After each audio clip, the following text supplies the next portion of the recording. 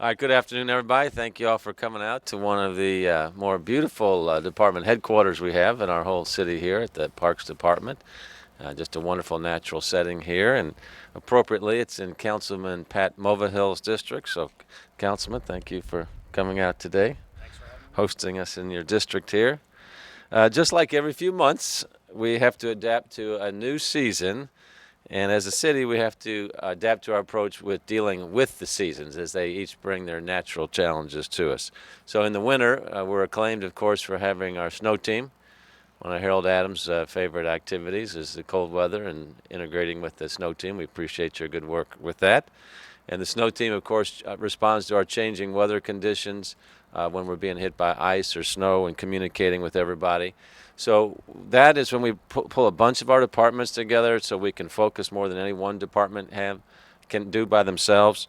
So we're going to bring that same spirit to our spring and summer and our warm weather months here in Metro Louisville by creating a new mow team. Okay, so we have a snow team, now we have a mow team as well, so we can get after the weather challenges that warm weather brings to us. The mow team is going to be responsible for mowing city-owned lots and vacant and abandoned lots during the summer season. So we're expanding what we've done over last year. The mow team this year will have 8 crews. That's about 29 people. That's 4 from codes and regulations and 4 inmate crews from Metro Corrections. And so that's up from 7 crews in 2015, so about a 15% increase. The addition of 1 crew will allow the city to make approximately 7,700 cuts this summer, up from 5,700 last year. And of course, you're going to note that several of these lots are mowed multiple times throughout the summer. The main focus for our mow team is on 437 lots owned by Metro government and 449 lots that have been abandoned by their owners. To help reduce the amount of mowing needed in the city parks, Metro Parks has also taken a new and really smart move by creating some naturalization areas in our city. So these are beautiful fields of native grasses and flowers and wildflowers that will not be mowed on a regular basis. And our Parklands of Floyd's Fork has a similar program where you're just going to have these natural meadows occurring as they always did in the city. The first naturalization area is going to be right here in Creason Park. You can see some of that behind us here. So we're going to start with 16 acres here. And our goal is to achieve about 500 acres of natural growing meadows here throughout the city this year. And then, of course, we'll add to that as we can hereafter. So that's about mowing. Now I want to talk a little bit about air quality, and you're going to hear about that more in a second. So in 2016, we'll be implementing a new policy and will not mow during air quality alert days. I hope we don't have air quality alert days, but if we do, we don't want to contribute to that problem. So these days are days in which air pollution like ozone or other particulate matter is forecasted to be at an unhealthy level in our city, and we get the word out on that.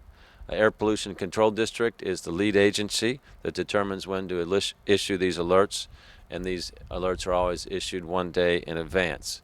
So on air quality alert days, the mow team will instead pick up litter, remove graffiti, and perform other duties as assigned throughout the city. Now there is one small exception to our no mowing policy on air quality alert days, and that's for our golf courses at Metro Parks. That mowing takes place very early in the morning while it's cooler, so that will continue. But we think the mow team and these new policies are going to help us better keep our city-owned properties looking neat and keep them user-friendly for our citizens. And it will also help us to do more to improve air quality and address the concern of citizens who live near abandoned properties.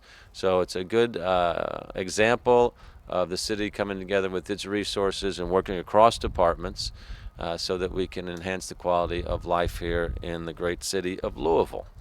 Now, to talk more about that, we're going to hear from our Metro Parks Director, Sevi Ghosh. Sevi?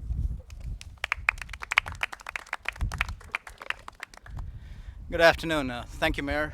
Louisville Metro Parks and Recreation looks forward to working with the other departments in Metro in realizing this vision of the naturalization areas, especially in the parks, and also being part of the MO team, as far as Metro goes. And also, when the ozone layer days or ozone action days are announced, you'll see a marked difference in that a lot of our golf courses will get mowed very early in the morning, so that it lowers the opportunity for ozone to be activated in the atmosphere, and also cutting back on the mowing, because naturalization would allow us to cut back on the actual mowing of the areas. You're looking at equivalent of basically one mower running for 1 hour is equivalent of about 10 cars adding to the pollutants into the atmosphere. So that's about the comparison I can offer you. So you can imagine, by adding more acres of no mow or naturalization areas to the parks, we're helping in deactivating the ozone layer, so to speak. So that'll be a big help from the Parks and Recreation side of things. And obviously this is a team effort, so we look forward to, again, being part of the Metro team in taking care of the ozone action days. Thank you. Thank you, Sevi, and I just encourage all citizens to get out and enjoy our great park system. We're really spoiled in this city with having wonderful metro parks, Olmsted parks, and the parklands at Floyd's Fork is going to be entirely open this year as well. So air quality is something that everybody is increasingly paying attention to. It's good for the community. It's good for the business of the community as well. And we've made some great strides in our air quality over the last several years by a good partnership between our business community, our air pollution control district, and just getting smarter about the work that we all do. And just recently we've received some good news about that. So for more on that, Keith Talley, our director. Keith, good job. Thank you, Mayor. First of all, good afternoon to everyone. I'd like to thank you for being here. Our air quality has improved over the last several years, but there is still work to be done.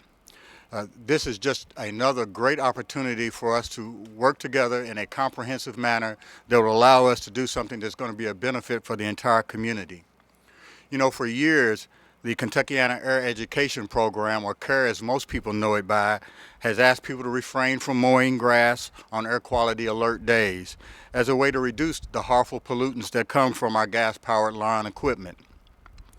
But when the days turn warmer, the Air Pollution Control District uses weather data, models, and some of our regional partners to forecast the next day's air quality. And when necessary, we will issue air quality alerts. And this is in an abundance of caution because we want to protect our most sensitive citizens in the community, our seniors, our children, folks with respiratory ailments such as asthma, COPD, emphysema. And so we want to do our best to protect them. Generally, we only have a handful of alerts during any one season, but there is no way to predict that from year to year, and it can change from year to year. But we are excited about the opportunity that Metro government, Metro Parks, and the Metro Housing Authority have committed to in reducing emissions on air quality alert days. This initiative provides an appropriate means for Metro government to put together a viable mowing schedule that will allow them to preserve the integrity of our neighborhoods, while at the same time helping us to meet our air quality goals. And our annual battle that this community suffers every summer in addressing ozone and other air pollution control issues. Now, this last thing I want to say is, let me assure you that every little bit helps. I know sometimes folks think, well, mind not cutting grass on an air alert day or other types of things, just not going to be significant, but that's the furthest thing from the truth. And in fact, there are other things that we can do. In addition to not mowing, we can help by carpooling, taking mass transit, walking, biking, not idling, maintaining your car, fueling in the evening, and then otherwise reducing your vehicle miles traveled. When we as citizens and individuals in the community do our part, and when Metro government does our part, it leads to a community that is better off today than it was the day before, and that's exactly what this initiative will do. So again, thank everyone for coming out today. Want to wish everyone a great Derby, because 'tis the season, and then a happy summer. Thank you. Thank you, Keith. No, this really has been a team effort on behalf of all of our citizens to get our air quality increased, and it's been really gratifying to see. And thanks for the leadership from APCD throughout this whole effort as well. We do it also one council district at a time. Pat Mulvihill's council district is always active in clean and green and sustainability activities. So, Councilman, if you would have a few remarks for us, please. Thank you. Appreciate it. Good afternoon. I appreciate the efforts, Robert. I know I talked to you last night about this mowing team. One of the main complaints that we get as council folks, personally, and my 26 colleagues, or 25 other colleagues, are about high grass and being next to it. And if you are somebody that has to be next to high grass or be across the street from you, I can understand the frustration. So any efforts that are made to improve that, to improve the service, the council's 100% behind. It was probably about 2 years ago where the council took efforts to look into saying there are problem properties. Each year there are certain properties that we continually have to cut. So I know they worked with Robert's office, they changed the law, and now you just send out one notice, which I think will speed up the process, and hopefully those places will get their grass cut much quicker.